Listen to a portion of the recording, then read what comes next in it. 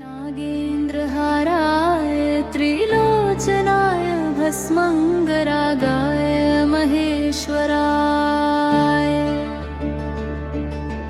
नित्याय शुद्धाय दिगम्बराय तस्मै नकाराय नमः शिवाय। मंदाकिनी सलिल चंदन चर्चिताय नंदीश्वर रमथनाथ महेश्वराय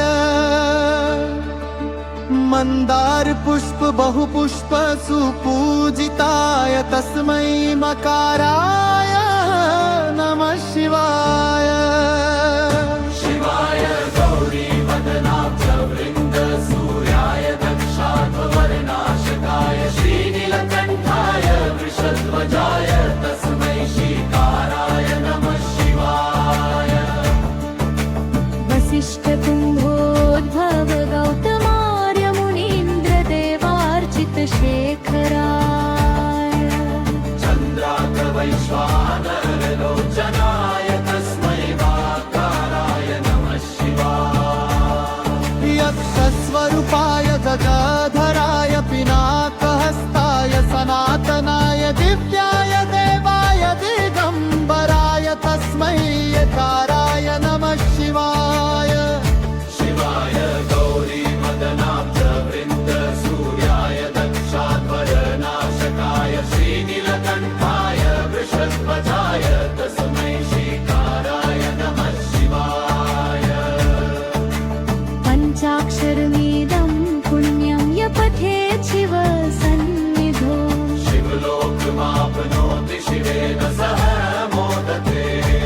इति श्रीमच्छङ्कराचार्यविरचितं श्रीशिवपञ्चाक्षरस्तोत्रं सम्पूर्णम्। शिवाय गौरी वदनाब्ज वृन्द सूर्याय दक्षाध्वरनाशकाय श्रीनीलकण्ठाय वृषध्वजाय तस्मै श्रीकाराय नमः शिवाय। मंदाकिनी सलिल चंदन चर्चिताय नंदीश्वरा प्रणतिनाथ महेश्वराय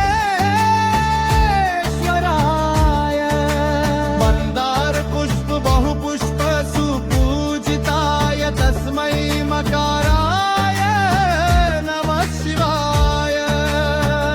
शिवाय गौरी वदनाब्ज वृन्द सूर्याय दक्षाध्वरनाशकाय श्रीनीलकण्ठाय वृषध्वजाय तस्मै श्रीकाराय नमः शिवाय।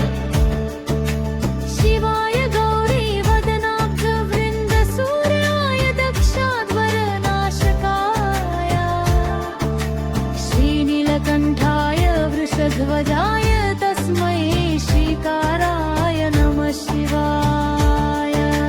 वसिष्ठ कुम्भोद्भव गौतमार्य मुनीन्द्र देवार्चित शेखराय चन्द्रार्क वैश्वानर लोचनाय तस्मै वाकाराय नमः शिवाय।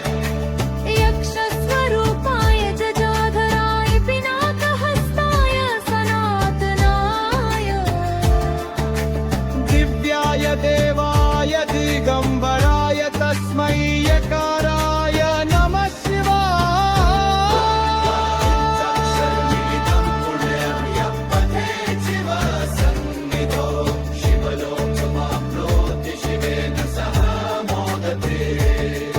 इति श्रीमच्छङ्कराचार्यविरचितं श्रीशिवपञ्चाक्षरस्तोत्रं सम्पूर्णम्।